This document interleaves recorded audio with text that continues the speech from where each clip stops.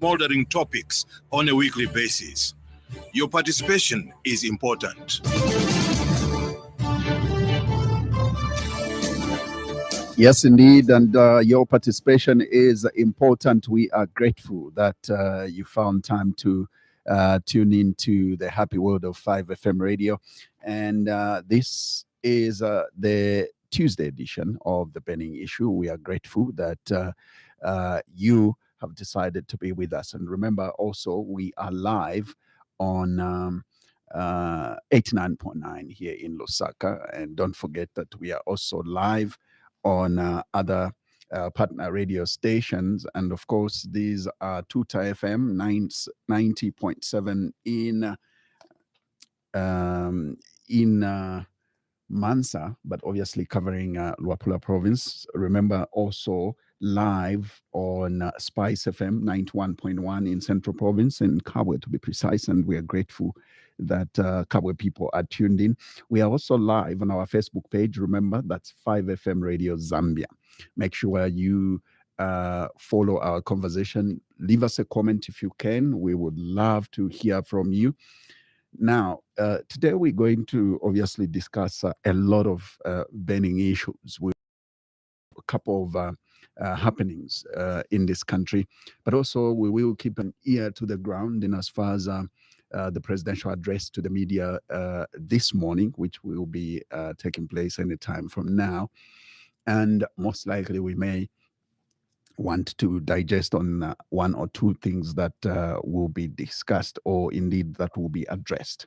All right, so like always, I'm your host, Zachariah Banda. Today, my guest is someone who is very knowledgeable about what is happening in this country, also in governance in general. He is not only a former member of parliament, but also a former minister of Defense, among other portfolios he has held in government.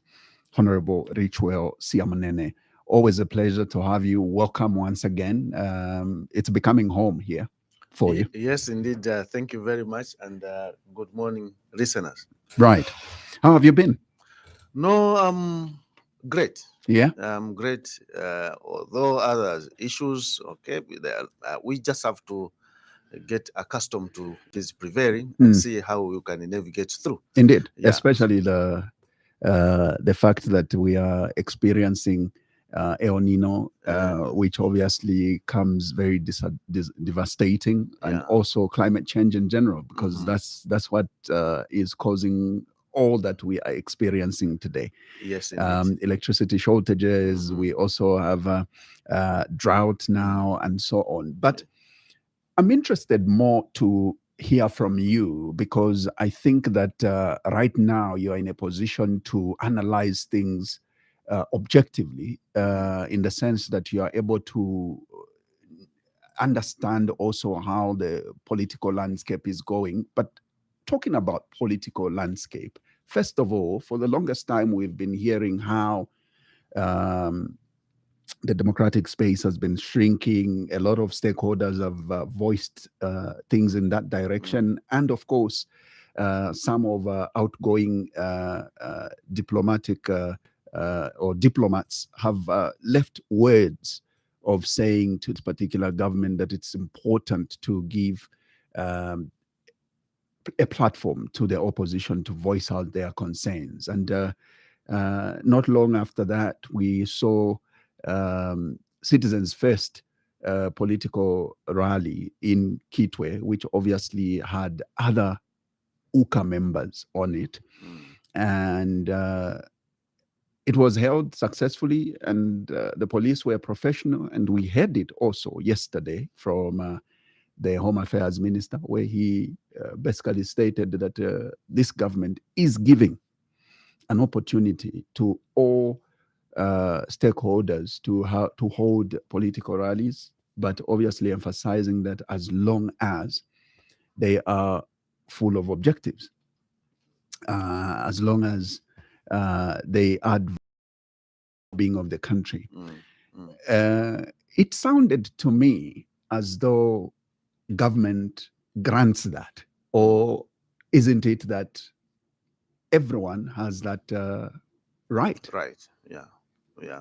What is your analysis of what the minister said yesterday? Well, first of all, I want to state that, as you have pointed out, I want to be objective as much as possible, Right. because I come from the background where I worked under President Hakainde when I was in UPND. He was my president, okay? Yes. And I love him, okay? I also worked under President Sata. I was a deputy minister there, Yes. in the Ministry of Commerce, Trade and Industry. Right. And it's unfortunate I lost him. I still love him dearly. And I worked under the former president, the immediate former president, President Lungu, where he elevated me to Minister of Defense. And that was an honor indeed, that I was elevated to that position, coming from the opposition background, where I did not expect that at one time I would be a defense minister. And I love him so much, and I love every Zambian, and that is why I have told myself, I've convinced myself that anytime I'm called upon to say something, let me analyze it not from the biased point of view, but from truth point of view. And I've convinced myself. So you see, Zambia is a sovereign state. It has its own sovereignty, and if other people from outside put pressure on us to act in a certain way, I think it means that we are still in a slavery mindset. So which we need to come out of it, and of course, to hold a public gathering or a political rally, and it's not it's a right for every Zambian. Every Zambian needs to associate with whatever group that they want to associate, and every Zambian needs to have a right for information, because those gatherings, they give information to the public, so that the public can analyze things as they are and have informed decision. Right. So in my view, that is how it's supposed to be. People need to be able to meet or to gather in a manner that is, of course, in a manner that where there is love. Okay, even those who have been given an opportunity to say, you go and give your story. What is it that you want the Zambian people to hear from you? So you must be very cautious that whenever you are given that opportunity, you are not biased, or you don't utter words that will bring divisions among the people of Zambia. The people of Zambia need to be united, and they need to enjoy the freedom that their forefathers suffered. And as a result, so when you are given that opportunity, make sure that you utter something that is building, that is not destructive to the country. I think that is the issue. The issue is that when you want to give information, when you want to address the public, make sure that your address is not destructive in its form. It must be something that is building. If you have ideas that you think those who are in government are not able to do, I think you better give them in a manner that is dignified, in a manner that does not bring or disrupt peace. Okay, because love and unity goes together. So if you love this country, you'll be very careful in what you are going to say, because we have seen that world of in all the conflicts that we have in this world, they come from Hate speech. hate speech. Yes, from there, then that people start now holding each other physically, and the confrontation comes in. So I think this is how it's supposed to be. People need to be given that attitude to interact. Why then is it that the Public Order Act seemed to be implemented differently? I ask because it also states that the police, for example, are supposed to be notified only, not to give permit. How then is it that notifications are not, are seen to be permits now? It's like notifying the police is as good as seeking for permission to go ahead and have a rally. Why do we seem to misinterpret things in this country? Yeah, we over the years, okay, those who have been given the mandate to govern, they have always abused Public order. Order Act through the police, of course. Things that were supposed to be a notification is now a permit. Okay? Now, because one issue that we have not addressed, okay, this whole issue emanates from those who are in government, because the police, they are not free to act, okay, in accordance with the dictate of the law. Yeah. Okay. Yeah. They are now governed by those in government. So when those in government says no, you act on this, the police will have no choice but to act, because they have not been given that freedom, or there is no law, okay, that protects the police if they act professionally. We have seen that the policemen who acted in the past professionally were fired because they acted professional, because they wanted to be fair in their discourse. Just because of that, those in government, they say, no, we're not towing our line. You have to be fired, because that is what it is. So the police can be fired anytime, at any moment, without any cause at all. And nothing will happen from the public. The public will just keep quiet, and then the policeman or woman will be in the compound now suffering. And because of that, they have seen their colleagues suffering who were fired because of those acting in that manner. And then those who are now, they say, no, I don't want to act. I may lose my job. So that is the main gist here, Mr. Banda, because the police are not protected if they act in the manner that is professional in the conduct. So because of that, they will act according to the instruction, and thereby violating the rights of the public. There's a general feeling, I'm not sure about you, but I would want to get it from you as well. There's a general feeling that the fact that the Citizens First rally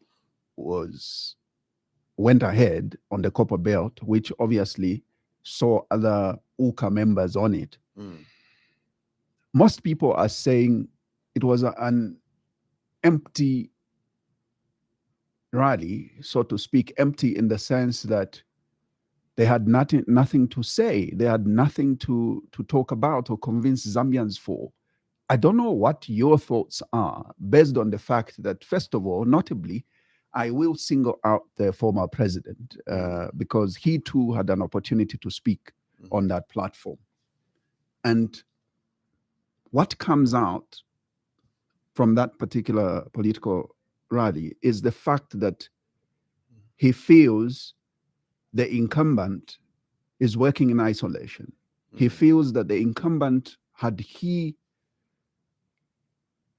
approached the former head of state to seek advice on some of the decisions that this government has made, those decisions would not have been made, because then he was going to advise differently.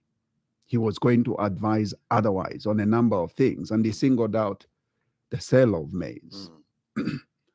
Do you think that the former head of state can only give advice to this government or to the incumbent only when he's approached? Well, I'll be very honest. I'll be very honest with you. Being a person who is advocating for mindset change, or I've done study of the mind, how the mind operates. I would tell you that there's a story behind that address. There's something that was going on in the minds of those who were given. First of all, those who were given, first of all, the opposition did not know that they will be granted that permit to go ahead, or they will be allowed to go ahead with the rally. So they thought that what happened in the past will happen now, that they will be stopped. So hence, going for that address in that order, and because they went there with the anger. So you find that if you go somewhere and with anger, you will not give a very good address because of your perception. Okay, so that is what. You have to look at the background in which that procession was allowed, and the background where they come from. Yeah. So that is that's what I was able to read for me. So they were not prepared. Preparation was not there because they thought that they would not be granted that right to hold such a procession. That's according to me. That's my own opinion. So to say that it was an empty, I will not state. I'm not in that discourse of But your statement others. on the former head of state? Well, in terms of giving advice, there's when you are giving advice, there's when you have a good relationship. Okay, right. If you have a good relationship, then you go private and give advice. Okay, and then people will not know that you have given an advice. Okay, now because of the love of the country, because these people are drivers right now, they're driving us, and they can land this country into trouble or not. So if we don't give advice to them when it is necessary, then we'll be failures ourselves. Okay, now what we're saying that at one forum, I know that I said it is good for these two leaders if it was possible to iron out their differences for the sake of the country. Here, the former president says, look, if you consulted me, I would have given this. Now, why? Because there's a lift between the two. And this lift is not helping the country. Okay? It's not helping the country. Because are you worried? Former president, he has a group of people that are supporting. Okay? He's an institution, for that matter. Right. He has it. And the one who is there now is also an institution. So these are supposed to be able to say, look, for the sake of the country, why can't we find a common ground and be able to agree somewhere? Let's find a common ground. Or let's find an interface so that we are able to talk for the sake of the country. Just know, for example, the former president says, if he was consulted, he would have told them not to sell the maize. Okay? Now, that is good. Okay? Now, if the relationship was good, was that advice not going to be given? Certainly it was going to be given. That's why I'm a one person who is advocating for these two leaders, great leaders for that matter, I can call them, to find some common ground for the sake of the country and say, okay, enough is enough. Why can't we find somewhere where we can now look at the challenges that we are facing? So maybe the former president has solutions, and they meet and they discuss and see how best the country can be helped to come out of the problems that we are facing now. We are facing a number of problems that requires human minds to solve them. So it requires everyone, even the former and the current, where the former has got an advice and a way out, then we give those advice and able to take the country to its desired destination. Are you worried? First of all, I know that we're a laughing stock. First of all, that we don't have. It seems like the incumbent doesn't have a former head of state who he can go and consult, right? because we only have one former head of state Yes. in this For that country. It's matter. different if we had several, because Several then of he them. can choose who to. Who to? Yes. But correct. he has no choice now, and the fact that we are in this situation now where the incumbent doesn't have a former who he can consult, we seem to be a laughing stock. Yeah, indeed. And of course, what you are advocating for looks like a far-fetched achievement, in the sense that Yeah. it may be conditional, for these two to really come together and put the differences aside. It will have to be conditional at some point. If I would Maybe stop following, without maybe stop prosecuting my family Yeah, members, because it's you who is after my family. And how? Well, you two treated me badly. If I wanted, I could have revenged. revenge. There's a lot of things that are at play right now, but is it achievable? And are you also worried that the church is not as active in as far as pushing the reconciliation agenda of the two heads of state today than it were years back? We know that years back, the church used to come in at this point when senior people like the head of state and the former head of state are in conflict. I think the church used to come in and help, but unfortunately, it's not the case now. We don't hear of church intervention. I would I will tell you that the church has to do a lot. This moral degradation or moral none is the church. It's a responsibility of the church. You see, I would say in Africa or Zambia, we have developed much the intellectual part.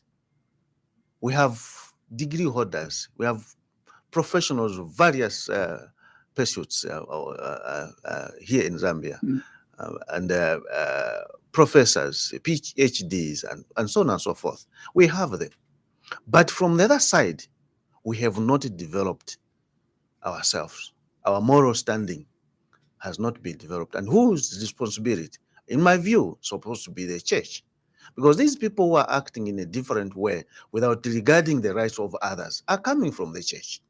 Now, the church needs to come now and put it clearly to those leaders that who have grudge against each other. If they understand the Bible, if they understand, if the two leaders understand the Bible, they will not find it, any one of them will not find it very difficult to meet, as you have saying that far-fetched. If they understand truly the meaning of the Bible, and we say that we are a Christian country, and if we live by Christian tenets, they will not be finding it difficult, or it will not be far-fetched one. It will be easy, because you see, the Bible says forgive. Okay? Forgive your brother. Okay? If there's anything that they have done, the other one is doing to the other, you just forgive and say, look, for the sake of the country, let's move. And certain things, sometimes it could be because of properties. For me, as a property does not make me. What makes me is what I do to my brother. Now, if we are a Christian country, why can't they find the common ground? Because that's what the Bible says. And the church must act with that sense that, look, you go, let them go. If these people, if these former president, they belong to a church, let the church from that, where that person belongs, those leaders, the elders, sit down and say, look, under the church, practices, you are supposed to forgive and be immune to criticism. And you are supposed not to look at a property. No, you are supposed to look at a human being.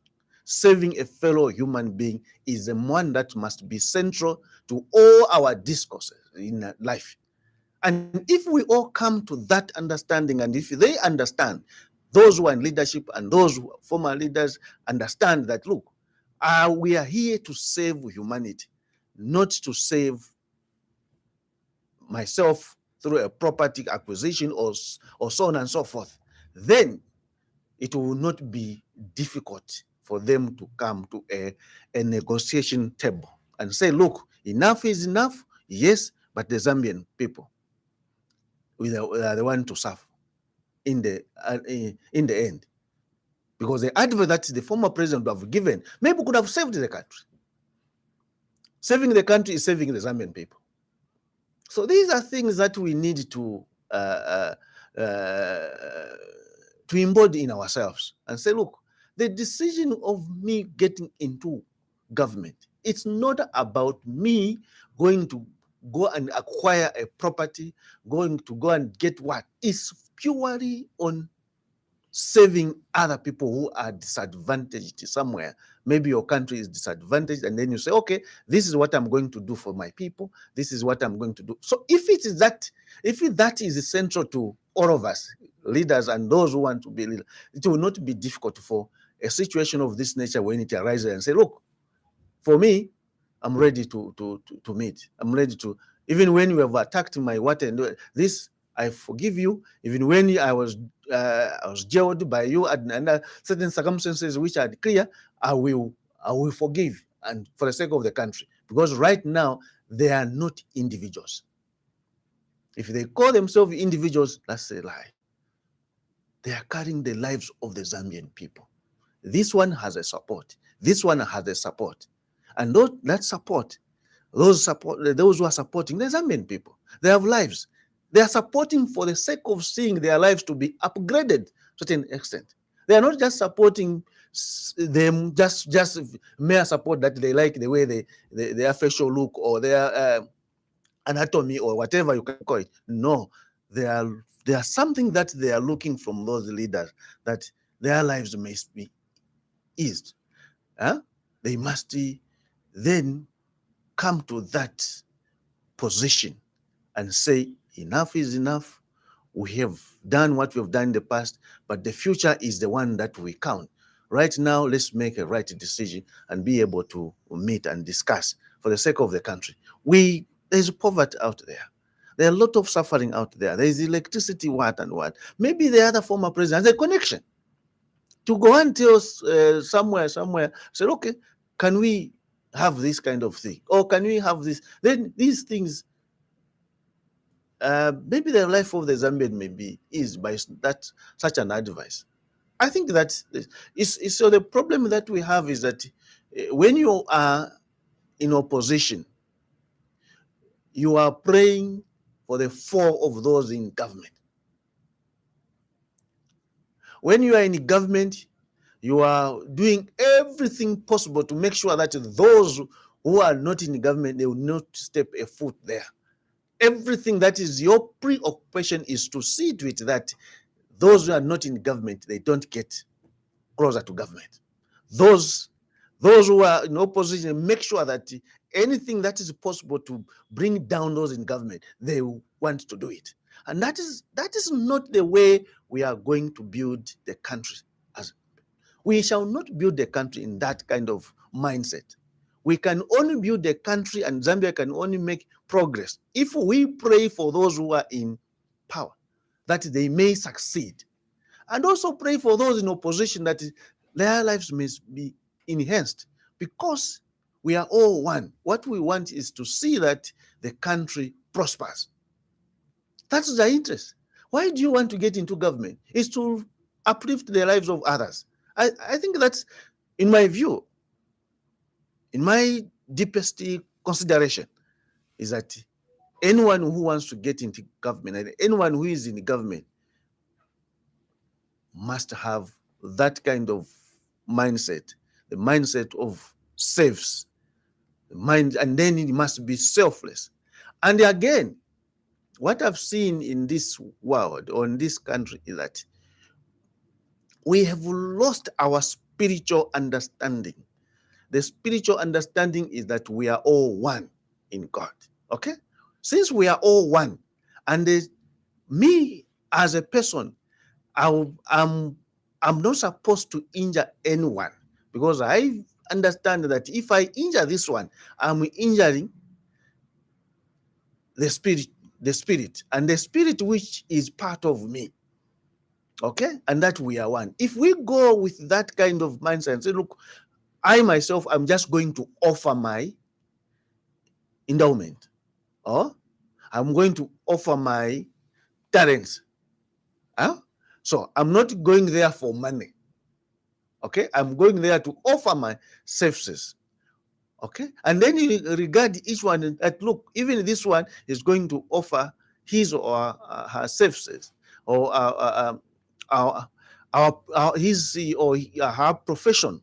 So if we go with that mindset, then you find that we will not find it difficult when we face a situation of this nature. It's very easy. Okay, even me, if I tell you that with those who are in leadership, I had issues, and there are still other issues, but I've not come.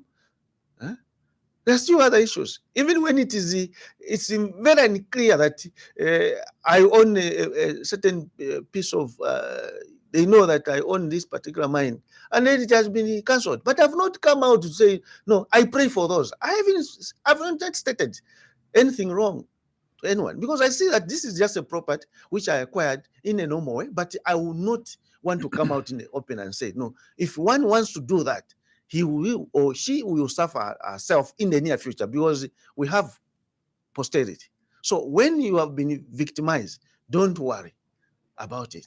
Somebody, somewhere, that person will be victimized by another person. You move out. Don't have the grudge against anyone. So if that is the case, then we will live a proper functioning society. This government is preparing to obviously come up with a budget, right, for 2025 national budget. And the Minister of Finance has hinted that in the coming budget, they will cut out funding to most of the ministries by close to 30% in order to channel some of the funding towards drought mitigation. Is that a wise move to make? Yeah, for me, it's a wise move to do, because we look at the situation which we are faced with. Because in planning itself, there is a long-term planning, there is the immediate planning, that to sort out issues. Because if you don't sort out issues that are pertinent right now, it will be very difficult for you to sort out those long-term plan issues that you need to sort out. So in my view, as a country, you need to look at what is critical right now. What is critical right now is drought mitigation measures. Although, to me, this drought itself, means that we, as a country, those who were in leadership before and those who are in leadership now, we have failed the country.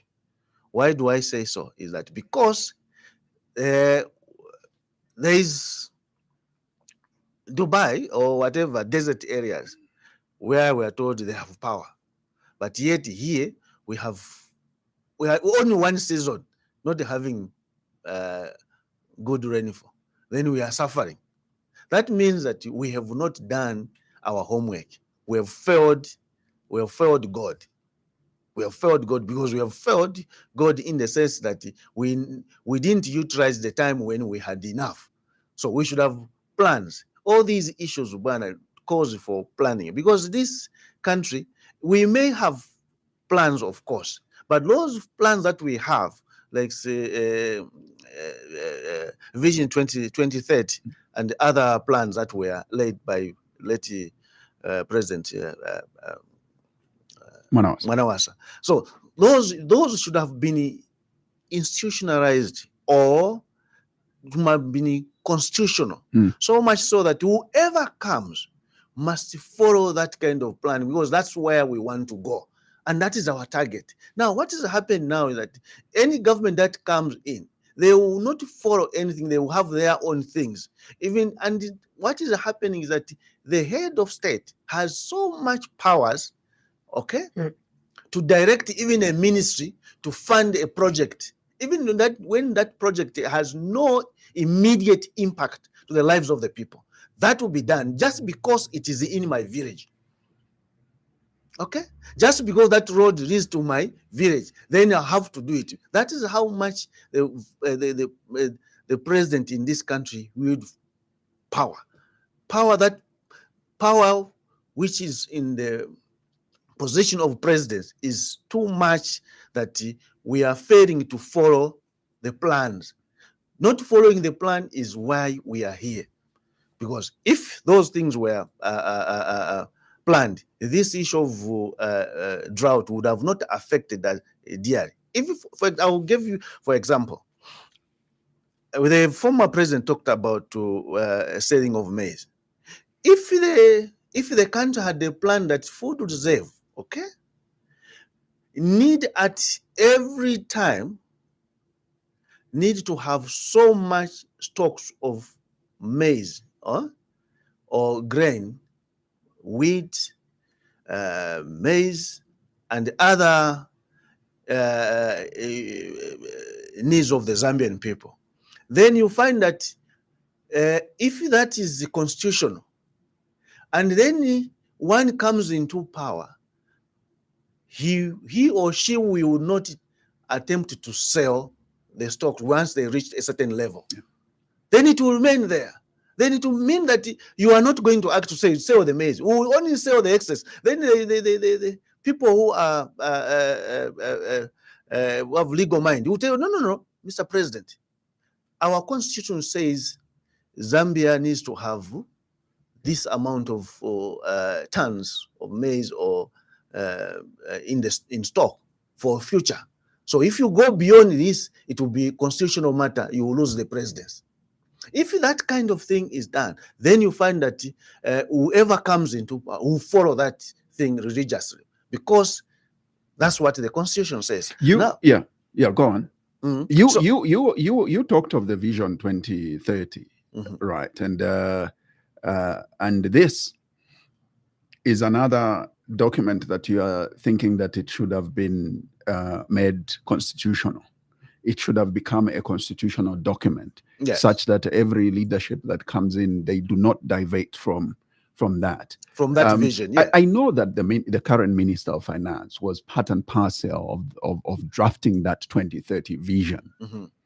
Do you think that it is an opportunity for this government, through him, to push Vision 2030 in that direction that you are proposing? Yes, because you see, what we need right now is to revisit that Vision 2030, to look at the happenings and to look at what we need as a country. From an unbiased point of view, we have graduates in this country, we have doctors, we have professors, we have PhDs who are not being utilized. Gather them and say, look, you guys produce this kind of thing. Look at now where the country wants to go. And they'll do some kind of planning which will be acceptable to all those who wants to, who are government, all those who be in government, okay? Because the document has been prepared by people who are not associated with any political party, okay? They have no political inclination. All what they are looking at is the country. So if that document is prepared by such a group, then it must be respected if all those who will be coming into government. Mm. So that's what I'm saying. So if him was involved, let him take advantage now that they're in government and making sure that those changes now are done. Let them gather the people. People of Zambia, we have graduates here in this country who are able to, who are good in planning, okay? They are good in planning, very good in planning, because Zambia is very good in planning. There are certain documents that the Zambians have planned, which are being utilized somewhere else outside the country. I know of other Zambians who are doing very well, who did very well. But in terms of implementation, that's where we lack. So if implementation is a problem, if they need now, we need to realize that then we need to guide those implementers. Honorable Richwell Siamunene, former Minister of Defense, is my guest this morning on the Tuesday edition of The Burning Issue. You, as former Defense Minister, you did at some point hint to us on this platform before that as minister, you took it upon yourself to adopt a plan on how defense could be used to be productive in this country. And you said you got the template from China. It has come to our attention that probably the defense force has the highest in terms of employment, has highest in terms of workforce. And to think production, what exactly would or can this country adopt from what you adopted then as Minister of Defense in as far as making defense force productive in this country? Because there are issues being raised here that we are not productive as a country in terms of what we need to export in order to earn forex. Yeah. Agriculture is one of them. I know that national service is being talked about getting into agriculture, but there are issues that have been raised around mining to say, look, we can do it ourselves using defense force, because they do actually receive huge budgets as well. I mean, funding from the budget. I mean, just share with us what that concept was when you visited China. Yeah. Yes, I visited China. I had to do a number of movement. I visited a number of provinces, and I was taken to companies and institutions that are run by the ministry there of defense. So there are a number of issues that they're able to do. So I thought that if we do the same, adopt that same mode, you'll find that Zambia will develop. Because you see, defense, if it's done properly, it can also absorb the number of those youth that are unemployed right now. Because one thing that you know is that Zambia has got good arable land, and these the youth that are in the compound, that are in the villages, that are not employed, could be absorbed to bring about needed production. Okay, because production, you know, in a simple term, the factors of production, you need human capital. Okay, to utilize the land, and of course you need financial capital. But ultimately, everything comes from the land, because you can get money out of your land. Okay, out of your projected production, you can get money. Okay, so if we do it very well and copy that kind of thing, and not copying in terms of copy and paste, no, with the thinking, okay, what they are doing, and then it's okay, let's look at what they are doing, but let's think now, what can we do in order for us to get there? So I'm very much, I've no doubt in my mind that even mining itself, we can do it. Using the defense force. Yes, the defense force. If we only resolve ourselves to say, look, we have Zambia to be developed, we need Zambians. Wouldn't that be compromising on our security situation, that you will be diverting their mandate? No. You see, where we are now, we have no threat from anywhere. So these are the people that are receiving you and me and everyone else. We are paying them through our taxes and other things. So they are already receiving. So how can we use them to help us move away from where we have this unproductivity that we have in the country? Because you have said it very well. The exposure of our kwacha, okay, is because we are not producing enough to support our currency. Because the currency is just a system of exchange. You get that. But what are you exchanging? You are exchanging goods and services. Now, if your currency is poor, just know that you are poor in productivity. So how can you up the productivity? Hence the use of those who are already trained, okay? Those who have already because the mindset of a soldier is different to to ordinary mindset, because for them is exclusion. And they'll say they will do this, and if you do something wrong, there's a way how they are punished, and they know that. Okay, so if you try them and then employ others, okay, and you have all the farms around there, absorb all the youth, take them to those farms, this country will be very much improving productivity in terms of agriculture, because that is where there is an opportunity, huge opportunity in agriculture, produce, and related value addition.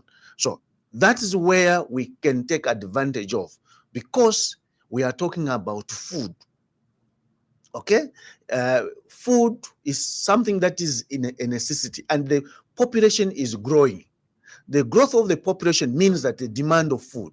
So why don't we look at the growth rate of the population and the countries that are surrounding us, and take advantage of Angola market, take advantage of Congo market, take advantage of other surrounding neighbors, those like Namibia who don't have a good arable land, such that they had to even come to Zambia and get a portion of it so that they could start growing. We have also Kenya, even Kenya. All these are red market for our agriculture produce. Why don't we take advantage by using the defense system? But we are saying, instead of the defense, I will tell you that, yes, I was not happy that they are getting involved in this other mini ventures, the defense. They should not get in these such as like, for example, or any yes, those small things like guarding and so forth. No, there's event I management. respect those people. Yeah. They can do better things in agriculture, better than they can do better than agriculture. That's where we are lacking. So what you do is that you take them where we are lacking, where the country is lacking, where the country is weak. That's where you take them, and task them to say, do this. We want you to do this. They will do the task. And I think if we do that way, it will be the country will be improved. Because you see, if you want them to participate in the already market that is saturated, where even other businessmen can do, then you take away the little business the other people are doing. So take them to where it is difficult. Those people are designed to do difficult things, difficult assignments, which in a person who an observer saying it is difficult, but for them they will be able to do. I think that is where we can give them the assignment. I don't know if you would like to comment on the Vietnamese investor wishing to invest $72 billion in this country to produce rice, and in demand he is seeking for 6 million hectares of land. So many other things that I would list in terms of what he prefers to have for him to actually invest this $72 billion. Production of rice. First of all, a couple of concerns have been raised. Other stakeholders are saying, look, this is huge money to get into the country, get it. Others are saying that's selling our birthright. What's your position when you hear such an investor wanting to invest that huge sum of money?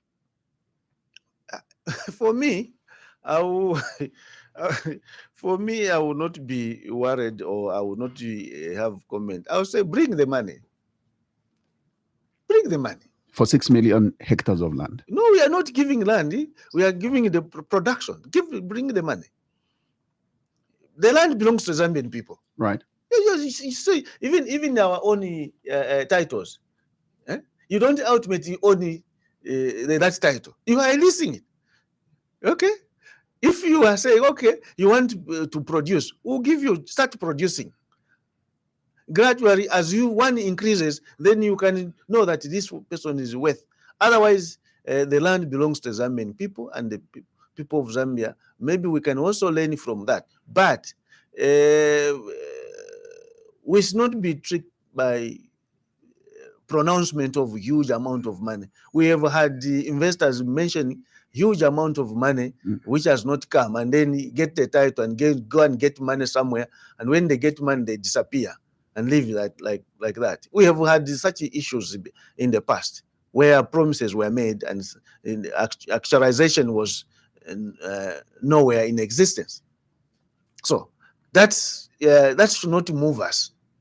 Okay, what should move us right now is not the money. It is ourself to start self-actualization. Okay, self-development, that we have to take it upon ourselves to develop our country.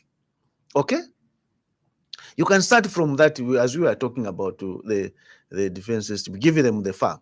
From there, those who are going to be employed there, they are trained how to cultivate a certain crop.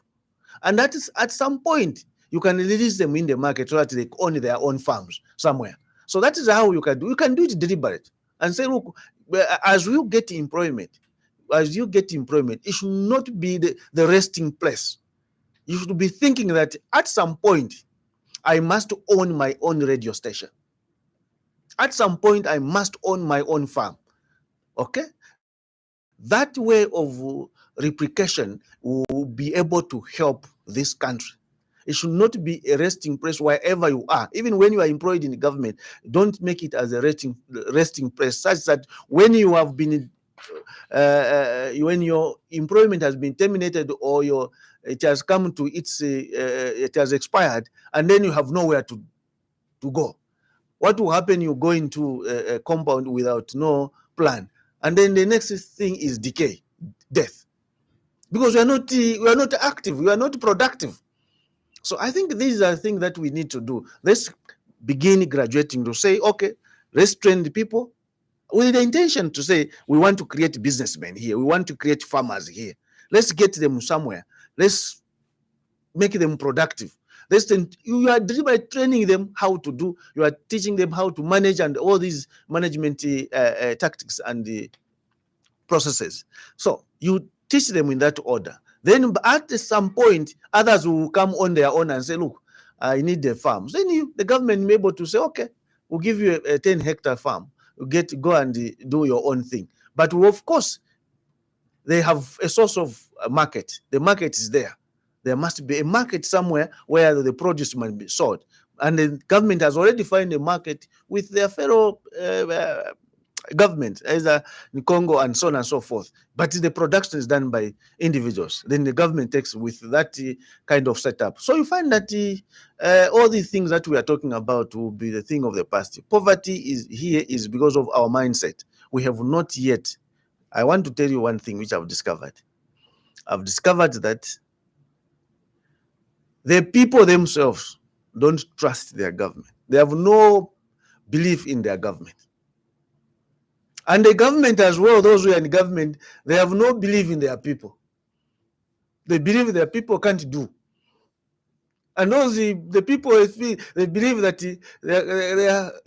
those in government are not doing the right thing. Maybe they believe that they are thieves. This is a notion that has been there, counter-accusation. Those in government say, no, a Zambian can't do, unless a foreigner can do. And those the people, they are saying, no. Those in government are there to steal. So this counter-accusation must end if we have to make progress in terms of economic progress. Honorable Richwell Siamunene, former Minister of Defense, is my guest this morning. Now, I did make mention earlier that while we are on this program, the President of the Republic of Zambia, His Excellency President Hakainde Hichilema, is addressing the media and the nation. And I'm interested in something that he has mentioned, and I would like to get your comment. First of all, he talks about the reasons why he doesn't use the Gulf Stream. Now, this is an aircraft. It's a presidential jet. The reason he doesn't use it is because he doesn't want to be extravagant amidst disaster. right? He says, "Sungazipempa moba, ulimo Benz." And the other issue that he's talking about, obviously, is the fact that for the first time, Zambians as individuals and companies will have an opportunity to sell electricity to the grid. Those that are able to install solar or alternative power sources and in excess can be sold to the grid and earn a living out of it. I would like your comment on those two. I know that the president's security, even in terms of transport, is key. And I know that for a fact that even the Gulf Stream was obviously acquired for purposes of security topmost. I don't know what your say is on his reasons for not using the Gulf Stream. Well, the only thing that the reasons have changed here. First, his reasons was it was acquired. First of all, it was bought at an exaggerated amount, right? And his reason was he was going to sell it, and now his reason is he can't use it amidst challenges. Okay, fine. For me, what he can do, the president, perhaps, is you see the benefit that is accruing. Because if you just say, okay, I'm not using it for this, without stating in details how much we have, what that has accrued to that move, I think it's better that that clarity is done. Okay, because otherwise people may misinterpret. So the issue is how much are we saving by not using it? By not using it, okay. And when if we were to use it for the trips that have been made, we would have. Or is he avoiding the fact that it's a luxurious plane? Like you would not be moving in an expensive. In terms of you are a president, sometimes even those normal airplane that we public one, they have that kind of facility where those high profile people can sit in that. And it doesn't come cheap either. Yeah, you have to pay. So you have to pay for it. So those are the issues that you need to make it clear that, look, I have not used this. From this non-use, I have saved so much money for the country. Whose money? This money now will be used to fund or this particular sector. Okay, these are things that we really need to make it very clear up to the last thing that you have done, why you have made such a move. I think that's what we do in such a circumstance where you make a decision not to do that, because we have observed that if I use this, so much money will be spent. If now since so much money will be spent and I want to use this money for this particular assignment, so it's better that must be also stated maybe in details. I think we are not saying no savings, but he has to state the savings that we have done so far by not using it, and because that thing was bought it's for the country and supposed to be used. Because anything that is not being used at some point, it will lose its potent. So there is a law of use. If you just keep it there without use, then again, there will be a loss to the country. Yeah? Something like an airplane, when it is being used, that's when it keeps in shape. So if you keep it somewhere and don't want to use it for a year, 2 years, then it will develop some other thing that even when you want to sell it, you will not get the value. So those are the things that I can state. But in terms of security, you see, for me, really, for security for the leader, it's not much. Like you are moving here in Lusaka and you are doing everything good for your people. and the threat will be very minimal, because the people themselves will shoot you because of what you are doing. Because this security itself is a people. The people who do everything possible to guard their leaders, like the bees, they guard their queen to make sure that the queen is not tempered by those by foreign invaders. Okay, so that is how it is supposed. I don't need to force people to protect me or to what. I don't want to. There are some people say, oh, that time when I used to go for radios as a defense, you pay people some money so that they are able to call. I said, no, I'm not in that business. If they want to insult me, let them insult me. I'm immune to that because I'm a leader. A leader must be able to accommodate views that are divergence in their nature. So basically, that's and the other issue that I've told you, which I've thought myself, even the same, this law of immunity, I think for me is not necessary. You want to be immune to what? Do you want to go there and steal? Because you get immunity when you know that there is TB, isn't it? Okay. Now, if you have not gone there to steal, do you need immunity? They tell me, Mr. Banda, do you need immunity? Huh? I'm asking you, do you need immunity? Immunization? Eh? You are immunized against an imminent issue that is going to come to you because of this disease. We got immunization against this COVID, isn't it? COVID-19. Okay, because we know that it was there. Now, if you are going there to save, and your purpose is to save, what do you need immunity for? What? Only those who are intending to steal will get that immunity, so that if he does something wrong and what, then they'll be protected by the same immunity. For me, immunity is not.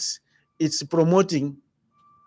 In my view, it's promoting theft, it's promoting corruption, it's promoting all vices that disrupt the normal function of society. Because somebody will say, okay, even when I do this, I will still have immunity after all.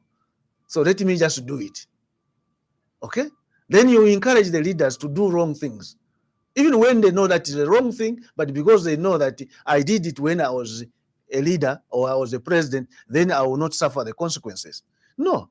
Everyone must suffer the consequences of your decisions, because you are carrying like now you are carrying 20 million Zambians, and 20 million Zambian relies on you. So all your decisions must be up to date. They must be up to date. But they must be able to recognize the rights of others. So if you do that, then you don't need immunity. The people themselves will immunize you by their conduct. So that is my view how you look at things, because wrong things are being done from the onset that you put a law that talks about immunity, protecting somebody after leaving, guarding somebody to say on all your decisions that you are going to make during you will not be questioned. And there will be no wrongdoing, all your decisions. And all your decisions, even wrongdoing, even when you have stolen 1 billion, and then you will not be questioned because you have immunity here. So I think for me, I don't know how others look at it, but for me, I look at it, it's not right. We must be normal human beings, even when you have been given the leadership. Let me take phone calls now on 0955-221515. My guest this morning is Honorable Richwell Siamunene, who is a former Minister of Defense. And you too can have your say on this particular platform on 0955-221515. A couple of messages on Facebook. I will be visiting them soon as well. Now, one thing that I know, Honorable Siamunene, is that this government has decided, and I think through the Secretary to Cabinet 2 weeks ago, put in place measures that will help save a lot of money for government. For example, no government official should travel business class.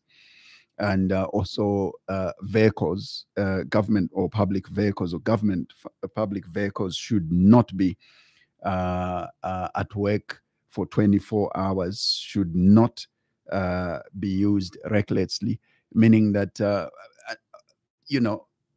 there must be a reason. You must have a pass of some sort for you to actually have a government vehicle beyond working hours or indeed over the weekend. We have seen this before. We have heard these measures before, even under the Patriotic Front. We saw these measures. I mean, they never last. Do you think this is again another government being as rhetoric as previous governments who pronounced such measures in order to save government money? I would want you to have a comment on that while I'm trying to squeeze in a few calls. 0955221515 is the number that you can call us on, and also send us a message if you like on 0761 912493. That's the line for your messages. 0761 912493. And for your phone calls, it's 0955221515. Let me see what our Facebook has this morning. Good morning, Zach, and our guest. This one is from Chenga Igwe. So Chengwa says, we don't need such investors. We need real investors who are serious with what they want to do. Which part of Zambia would he want to invest in? 6 million hectares of land is a lot. Smart Garakara says, please, let us give the president time to sort out the mess. Let's also pray that God gives us good rains this season, because we need it for electricity, food, and for animals, including human beings. Unless you respond to those. No, these are, I think they are just just comments which they are entitled to the way they look at things. So we don't want to discount any. Unless if it's a question, then it comes. We will be able to respond. Physical measures. Let's get back to my question. We have seen these physical measures before. They've gone, they've come, they've gone. But let me take this call. Good morning. Good morning. How are you? I'm okay. How are you? Fine, thank you. Your name, and where are you calling us from? I'm Nkole. I'm calling from Kabwe. Nkole from Kabwe. Yes, I just wanted to comment what the honorable is saying. Right. What you mean it. I wanted to comment because if we take that way, I think we'll be able to uproot corruption. The community has supported lots of huge percent of corruption. Right. Because if somebody cannot be questioned because he has been protected by that community, it's very difficult to find out what he has been doing for a man. So I think if we start thinking in those lines, the country will change. Thank you. Thank you very much, Mr. Nkole, for your contribution all the way from Kabwe. Please call us if you would like to come through as well on 0955221515. We have another one. Good morning. Hello, good morning. Yes, my name is Sevele. I'm calling from within. Your name again? Sevele. Okay, we can hardly hear you. Are you using your headsets or are we on speaker? No. The earpiece. Yeah, just remove it because we can hardly hear you. You keep breaking. Hello? Is this better? Hello? Hello, can you hear me? Yes, much better. Okay.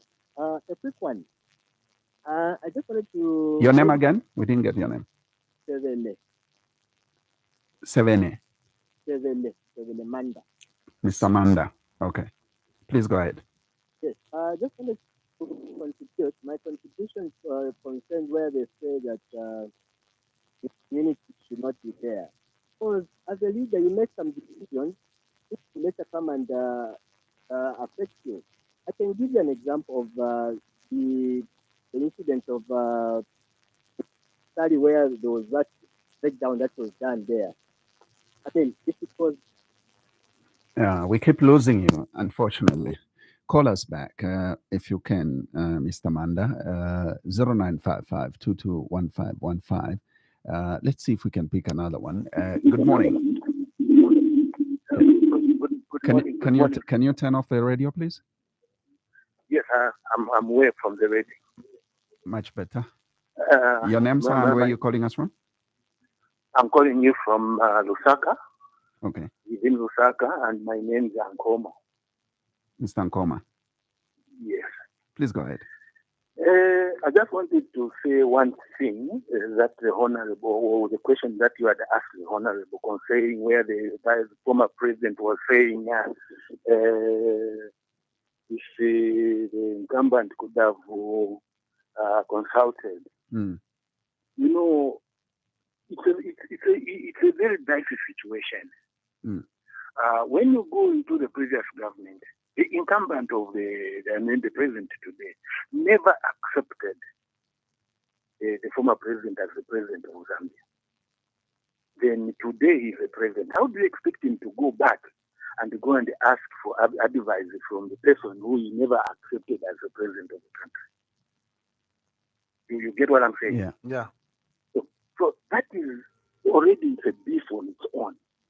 But it's true, because even me, when somebody is my predecessor, there are certain things that he could have done right. And I could have go back there and ask for advice. How do we do this? Because already there is a beef here. And this beef, you know, I want to put it to you that it could have started way behind. Look at Kaunda. Chiluba came into power. He started working against Kaunda. Took him to prison. Okay? Mwanawasa came into power. Started fighting Chiluba. How do we live like that as a country? And we call this country a Christian nation. How? The best thing that we could have done is, yes, people make mistakes. You accept them, you come into power, bury all those things, open up a new page, and forge ahead. You will see, even today, whoever will come into power, maybe 2026, or maybe wherever, or whenever, whichever way, when the change of government, there will be no time of talking who was, whatever the past president was doing, which was wrong. You accept and you correct them and you move on, because we call ourselves as a Christian nation. So if we call ourselves a Christian nation, and now, because they don't know if I'm power, I want to start looking at what the other president was doing. Maybe crucifying whatever that person was doing. I'm wasting time. Meanwhile, Zambians are suffering. And you are not meeting what you were promising the people. Because you don't have time for that. You've got time to start fighting the previous government. Yeah. I'm not talking about CPND and PS. I'm talking about MMD, the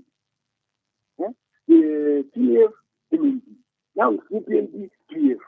Now, even when we are going to have another party, whichever party is going to come in, so for example, we say Uka comes in. Uka, instead of waiting, you'll also be fighting now with PND. Then what happens to us as ordinary Zambians? When the two elephants fight, it's the grass that suffers. So please, I don't know how we can do, but for me for sure, President Hakainde Hichilema is a good leader. I don't want to run away from it, but we should have forgotten about Eddie Gavinda. Those mistakes that Eddie Gavinda could have done, whatever, let them not talk about it. By then, we could have been saying Eddie is a good president. But you keep on talking about it, and it's like you are building the name for Eddie Gavinda, and you take advantage of that. So, sorry, I don't want to go into details, but that is what I have to contribute. Let us stop this bickering. Let us stop fighting the previous government. Let's do what is promised to people. Even the party that will come in, let them not start looking at AKS, because AKS is a human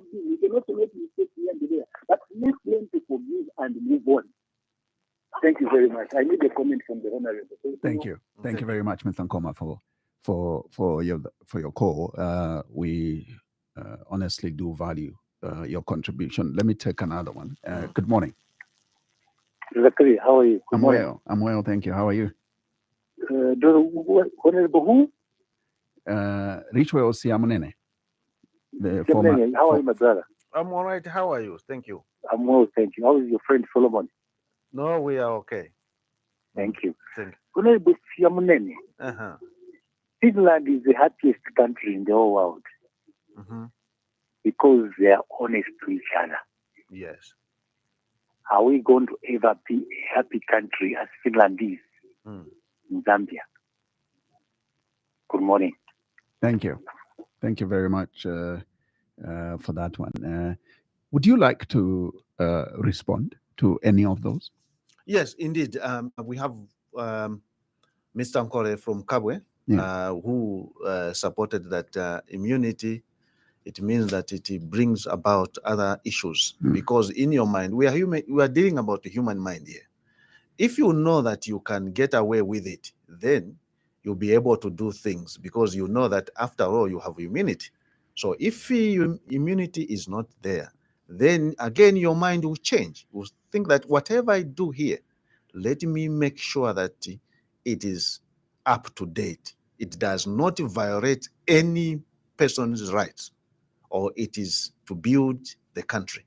So I think that is what we are going to. Then Mr. Zachariah Banda also says, no, we are human beings. Sometimes you do make mistake. The immunity is necessary for a leader. Yeah, I think that is his opinion. According to my opinion, if you were a leader, for example, we are a Christian nation. Did David, when he was a leader king, need immunity? Solomon need immunity? All these leaders, there was nothing of that nature. Immunity is prepared for those who want to do bad when they are there to protect. And then you find that we are a human mind, the way it operates. Once there is an opening somewhere, then that sense comes in that, look, I can do this because I will get away with it. I think for me, integrity is compromised. Yes, it is in compromise at the end of the day. And you see what is happening here.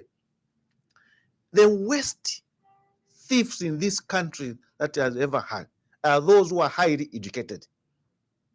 Highly educated people, they have made Zambia where it is right now.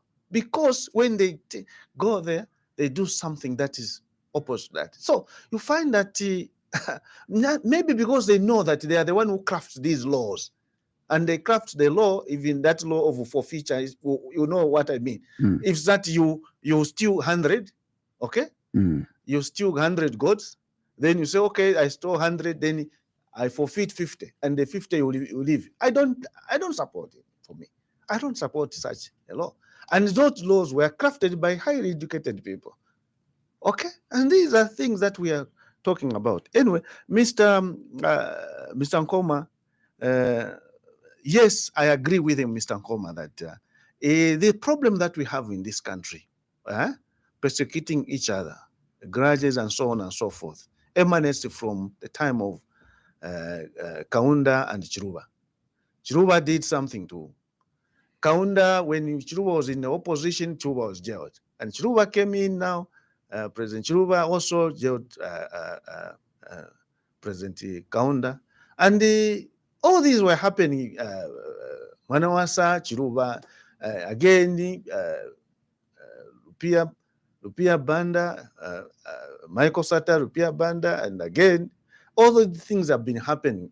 Even, to be honest, also the PF president, there was an issue with Rupia Banda at some time, and then they resolved to make. Now, I agree, Mr. Nkoma, that I think we needed to transcend. We needed to move from this kind of conduct where we look at the former leaders as thieves, as what? We should respect them, okay? Just the way you who is in government tomorrow you'll be out. You need also respect. You need also to be treated in a manner that is dignified. If there is something that one did which was wrong, sometimes it's good that you do it privately and say, look, Bwana, there's this issue which happened, and this is our issues. So can we do this? Okay? Now, because we don't have love in this country, love has completely eroded. I don't know, the church, they have got a duty. They have got a huge mandate, the church, to bring back the sanity. Okay? And they are the only positioned department in human existence to bring about the needed sanity, the needed love that will be able to live as people. So I agree with Mr. Nkoma entirely, and these are problems that we can solve. But it doesn't mean that if I have a beef, or the way he said that I have a beef against some, so we cannot resolve. No, the society itself is not judged by the differences that they make. I may differ with you, I may differ with Mr. Nkoma here, and I may differ with anyone, but you see, we are judged by how we resolve our differences. We are here to resolve our differences. That's what the Bible says. That's what Christianity calls. And if you are calling yourself a Christian and meanwhile you can't forgive, then you are a fake Christian. I could say that. You're a fake Christian. We're not supposed to be called. Christianity calls about forgiveness, like the way Jesus, who started the Christianity movement. He forgave those, even those who persecuted him. Say, no, leave them, because they don't know what they are doing. I think that is the way how Christianity is founded. It is founded on forgiveness. It's founded on love. So if we go with those tenets of Christianity, then all these problems now will not be there, because we will forgive and forget. And that whatever, when somebody takes my property, takes what? It's immaterial. After all, I'll die and leave that property. What is it? I'm just here to perform a function. And when I acquire that property, somebody gets it. So it's all right. As long as I have food, I have to eat, I have what, it is enough. Accumulating wealth, which you can't use in your lifetime. Okay?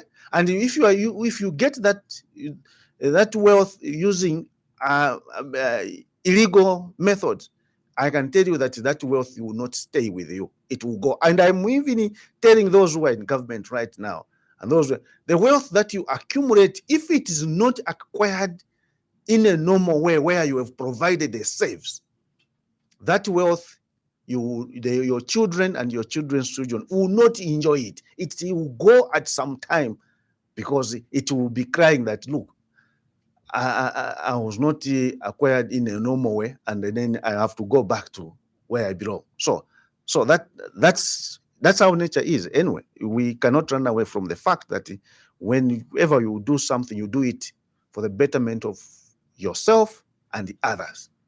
Let me take some more calls. Thank you. Good morning. Thank you. Good morning, Zach. Morning. Thank you. Welcome to the program. Your name, sir? Thank you so much. You're speaking to prominent, from Port Lusaka here. Minister Siamunene, Mulishani Honorable. We know Mulishani, Modal. Tulechura kwena mwe. Yeah. Tulechura wakaramba kwambira sekumalaiti. Yoba president road shedding after 2 months after taking over power. Now we don't know opportunity we are about to worry about period finishing finish. But if we na maripole to conclude ko bati bali muntu wabofi. Echo turanda po bakaramba basiamune chako batinga mwaranda kwira shida forgiveness. Ediga chagwarungu muntu mo ngampera example nangura utupera example ya kuerera. Ngamwadolesha ile bapangira wa president jaka indeshwe mokuya mukushya kuya mukubutushanya presidential motorcade kuri mununga kulia. If it was Mr. Kainga Ichilema today, who is in power, era mama ya chafya Siamunene bushauti wa America kwena. Ngama chafya observe ukiwa America bakainga Ichilema. So what we are saying is that Edgar Chagwarungu is a man who tuinga kopera is my role model. Oninga mbona ko akwata bitwato mtima wa kwerera, takwato mtima wa kusungire cha kumutima. Mamone. Ngamadolesha sile sikamone kuri umurumendo wekete MP JJ Banda. Mamone teso. Mwana sango kwa JJ Banda imina ndusha kwa mwachikonka na mwe was disposed of.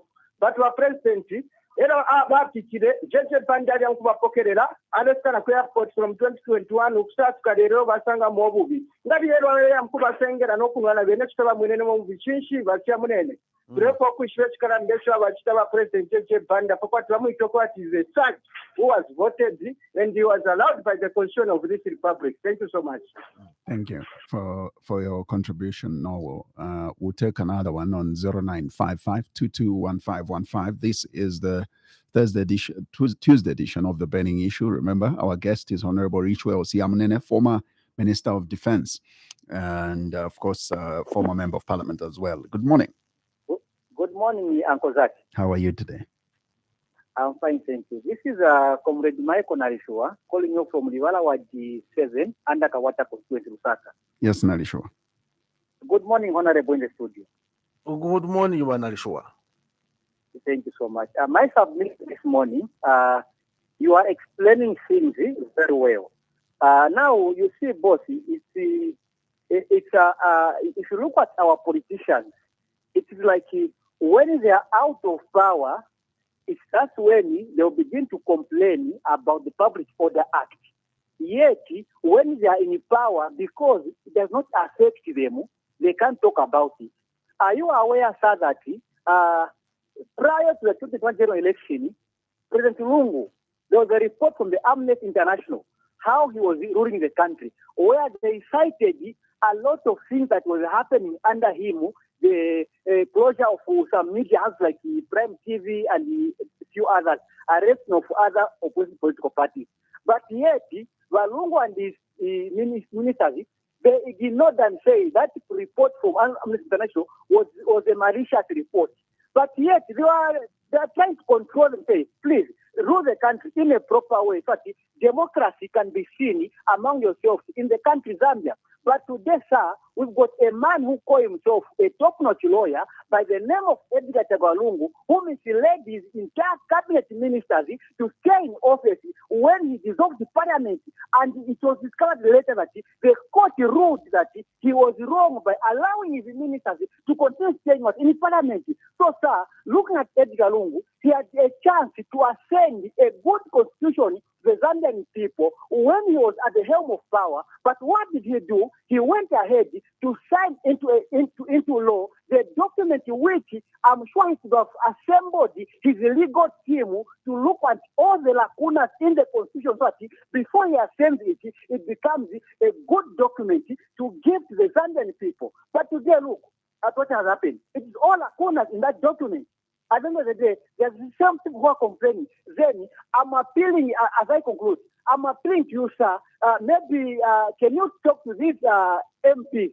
Let them move a motion in parliament to reduce their term limit.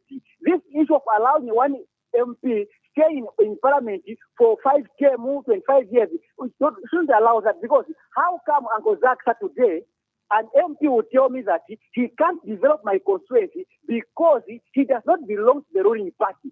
Honestly, Mr. Zaki, does it take him to be a member of the ruling party to dig a borehole in my community?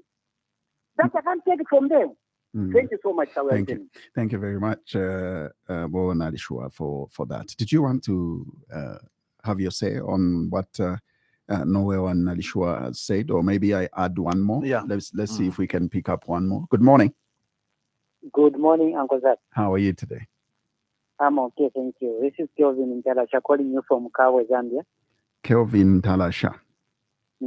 Kelvin. Great. How is Kawe today? Kawe is fine.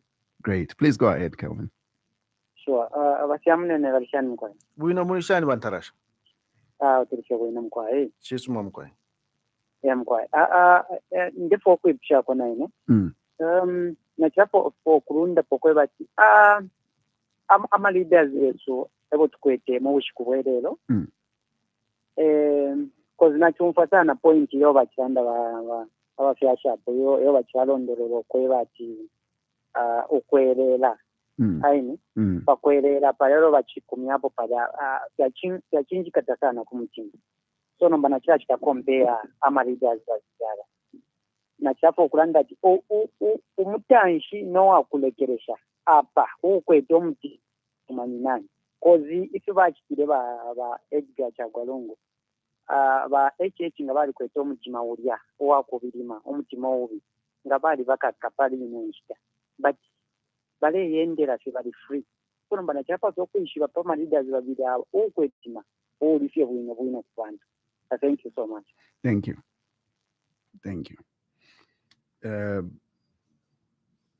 I think Kelvin has a question that that begs your obviously your knowledge on it.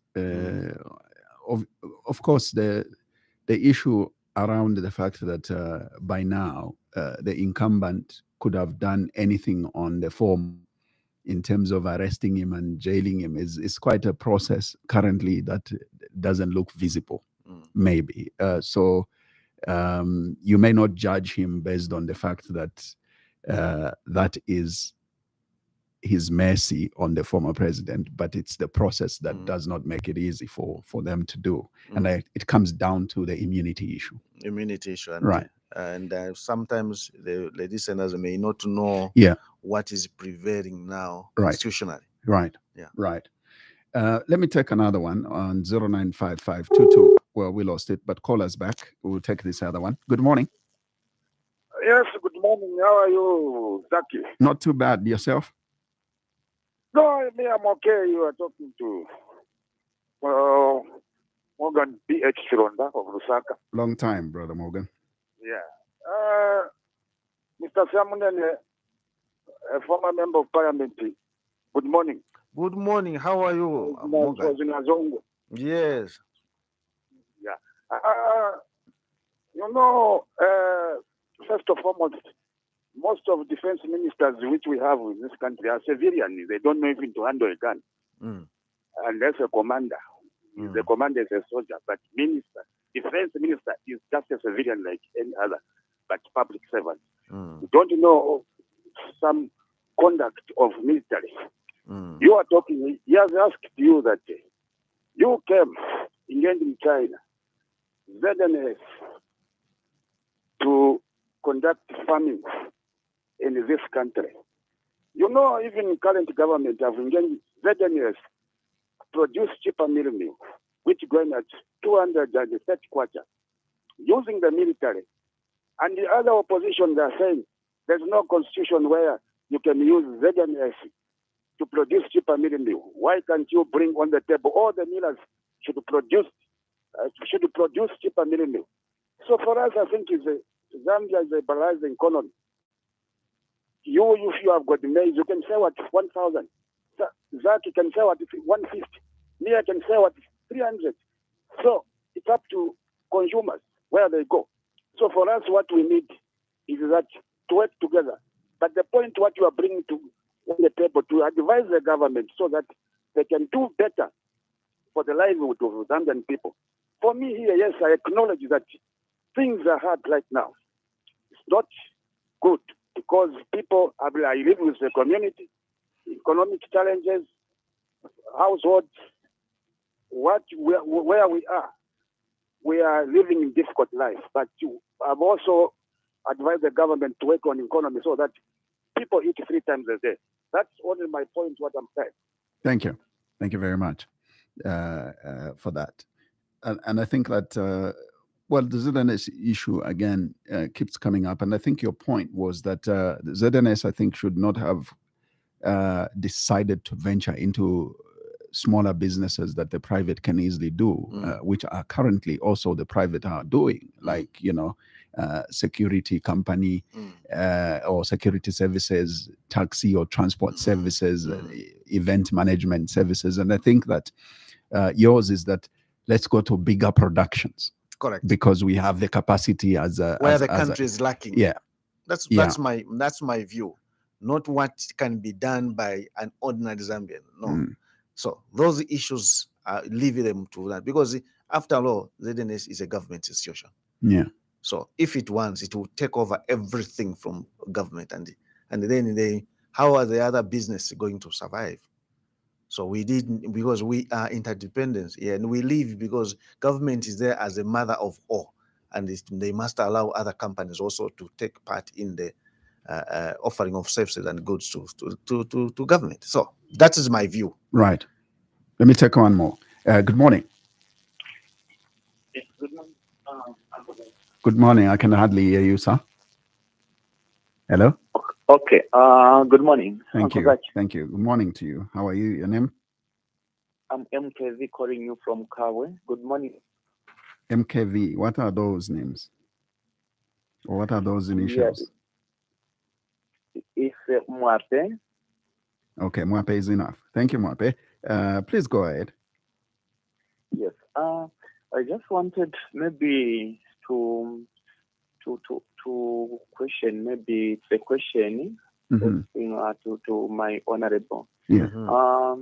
With your knowledge you acquired during your time, you are visiting China, and it's not only China you visited. There are other countries that you visited during your term of office.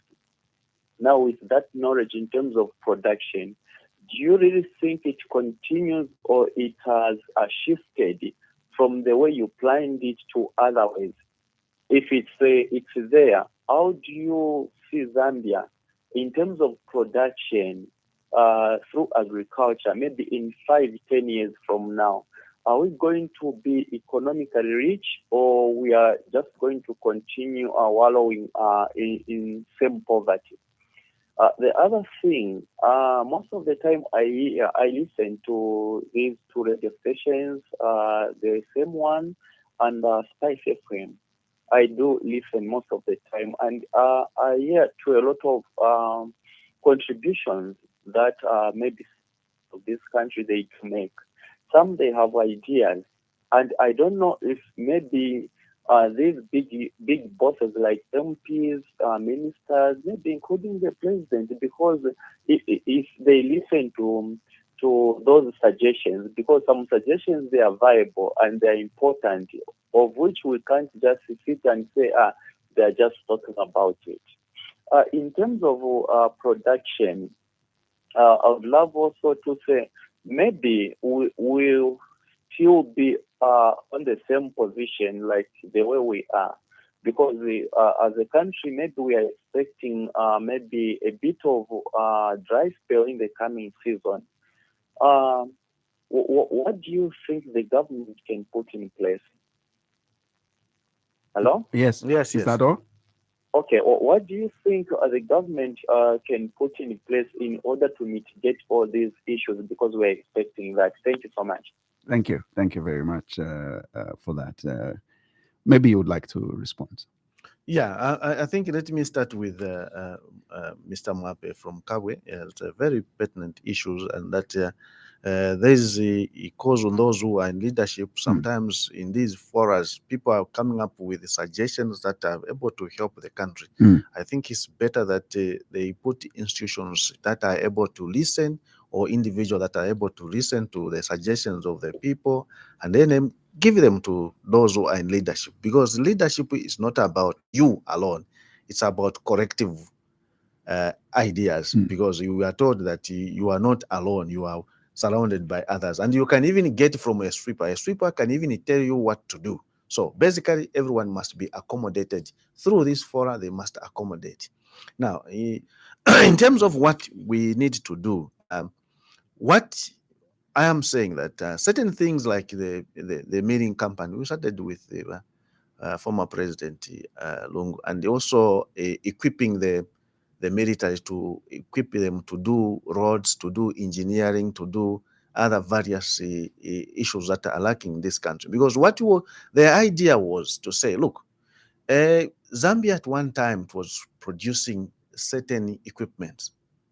Like we had the Fiat company Livingstone, we had all these Dunlop and Dollar, and these have gone.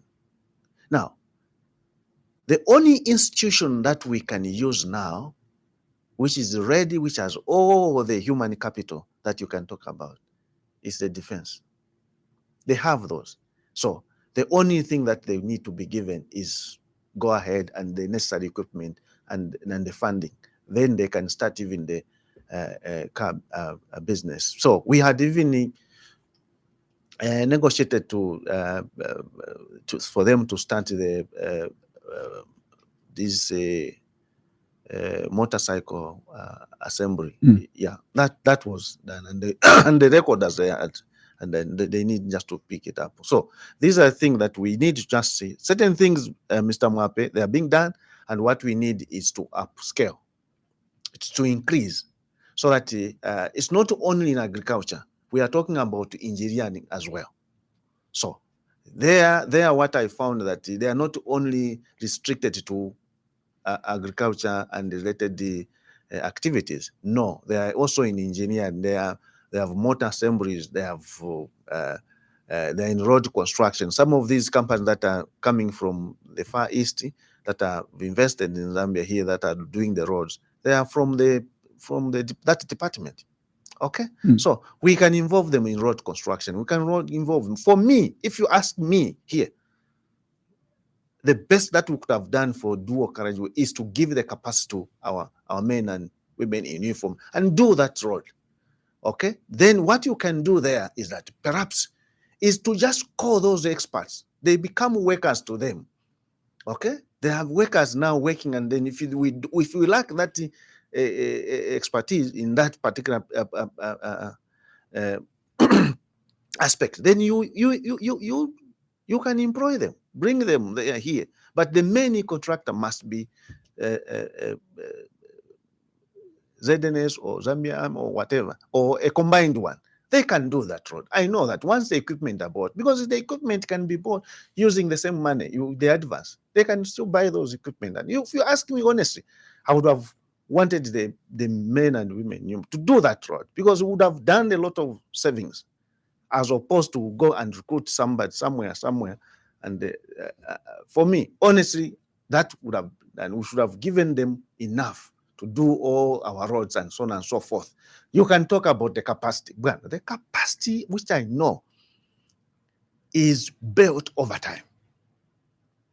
When you do something today, tomorrow you do it better, the other day you do it better, until you have now reached a situation where it becomes easy for you to do. So to tell me that you don't have the capacity, it's an insult. To tell that the Zambian people, they don't have the capacity, for me, it's an insult. Because how did they acquire that capacity, those people that we are talking about, they have the capacity? They came from somewhere. They started doing it. And they were growing. As they were moving, they were bettering their way of doing it, until they have reached a stage where they can do it better now and that's how mind is built. That's how the brain is developed. When you develop the brain to do your bidding, there is no fixed brain standard or no, it's acts on growth. Okay, it's growing. As you are doing it, then you are developing your brain, because the brain does not make a man. The man himself makes the brain to do according to what he wants. That's the brain is that's a machinery. It's just a machine which you use to do whatever you want to do. It's just a machine. So otherwise, you can develop the necessary brain cells to do whatever that you want to do. Then you create the capacity. That's what I look at things myself. So, Mr. Mwape, you are very much correct. As somebody, Narishua,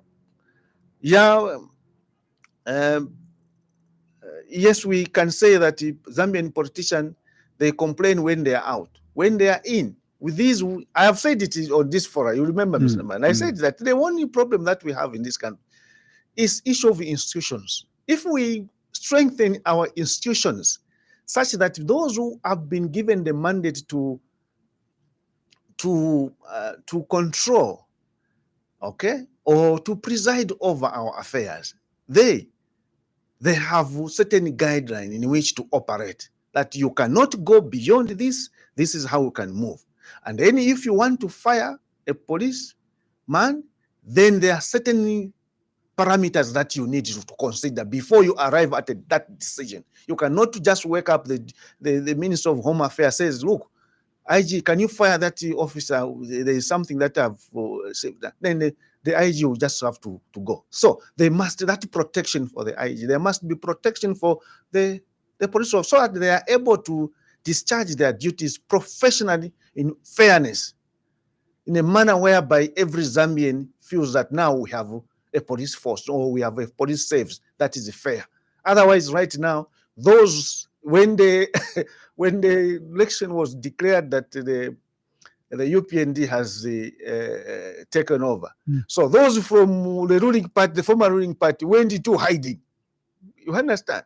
For fear of being arrested, because they feel that the police can be used in a way, in any way that a politician wants. So that is the thing. So why can't we create institutions that are able to guide us in the way I'm supposed to operate when I'm a minister, when the way I'm supposed to operate when I'm the president? So there must be limit in which far I can go as a president, and there must be limit in which far I can go as a minister. So I'm guided by that, so that if I do anything beyond that limit, I must also be answerable when I leave office. And that must be born in my mind. And if we do that, then you find that those who will be given the responsibility and to govern us will be able to do things in a correct way, because they know that the consequence of their decision will not end when they're, it will still come back. So right now, I have the immunity. I will do whatever I want to do. So Mr. Ntarasha, who has a heart, there was, for me, all of them, they have the heart. Okay? All of them, they are. You have seen you have heard the argument. The other one says, no, if it was him now in power. Well, they both claim yes, that they have the country at heart. At heart. So the best that he can do, if they have the heart at heart, let them meet. Let them find the way how they can meet. How can they meet? Let them find the common ground, because they all have the heart of this country. And you know that. The reason why they decided to be the president, because you have the heart for the country. So if they have the heart for the country, then they must all be able to come to a common position where we say, look, the country will suffer the most if we continue in this trajectory where we have this taken this position where we feel that I'm injured by this one injured me, this one, and that way it's not good. But what I'm saying is that they all have the heart. So now let them transform their innermost being to physical reality.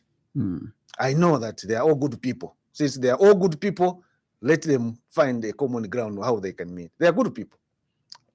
Mr. Richwell Siamunene, former Minister of Defense and former Sinazongwe Member of Parliament, your concluding remarks as we close.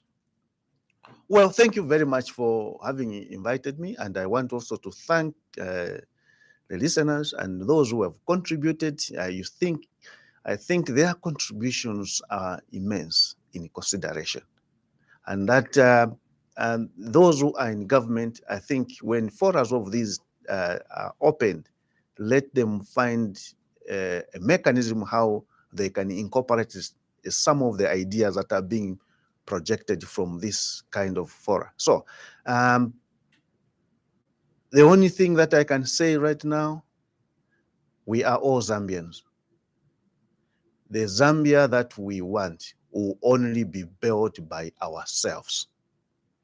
I want the young people of this country to realize one point, that they were made in the image and likeness of God, and they have all what it takes. So let those in government trust our young people that they can manifest what is being manifested elsewhere. They have the same mind. If you take the brain of the Zambian and the brain of the Chinese or European and put it on the table, it's all the same. The circuits are the same.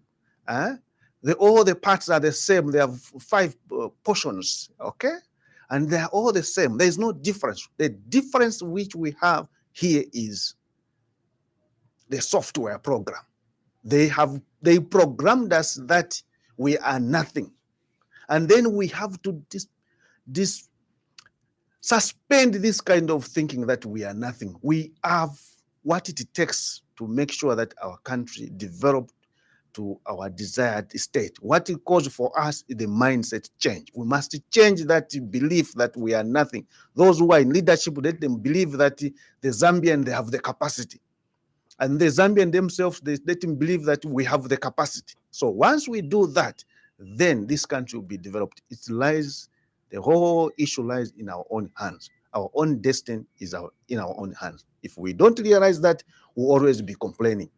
Thank you very much. Thank you for coming, and I can only wish you all the best. We sure hope that we will talk again soon. But thank you so much for Thank coming. you. Thank you. Well, listeners, that's what we had for you, and that was our Tuesday edition of The Burning Issue. We will be back this Thursday with the Thursday edition. Make sure you make that date with us. Otherwise, from all of us, it's take care of yourselves and more so of each other. Bye-bye. Tune in next week for another edition of The Burning Issue, and thank you for your participation.